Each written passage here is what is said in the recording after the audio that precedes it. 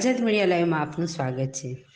આજરોજ મંગળવારે Dhandhuka circuit house ખાતે આશા વર્કર બહેનો દ્વારા તાજેતરના ધારાસભ્ય શ્રી રાજેશભાઈ ગોહિલને આવેદનપત્ર આપવામાં આવ્યું અને રજૂઆત કરવામાં આવ્યું કે આ સરકાર અમારા આ મુદ્દાઓને ધ્યાનમાં લેવામાં આવતા નથી, તો આપના દ્વારા વિધાનસભામાં આ મુદ્દાની રજૂઆત કરવામાં આવી અને અમને યોગ્ય વળતર પગાર સ્વરૂપે આપવામાં આવે, નોકરીનો ચોક્કસ સમય નક્કી કરવામાં આવે તથા સરકારમાં કાયમી કરવામાં આવે તેવા અનેક 8 મુદ્દાઓને લઈને નારા સાથે ઉગ્ર રજૂઆત સાથે આવેદનપત્ર આપવામાં આવ્યું।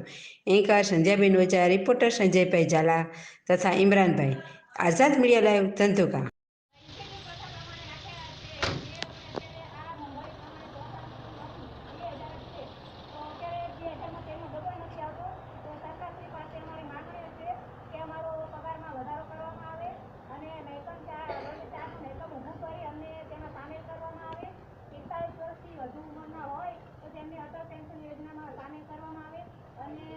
સરકારી યોજના સરકારી કર્મચારીઓની જેમ જ ડિલિવરીની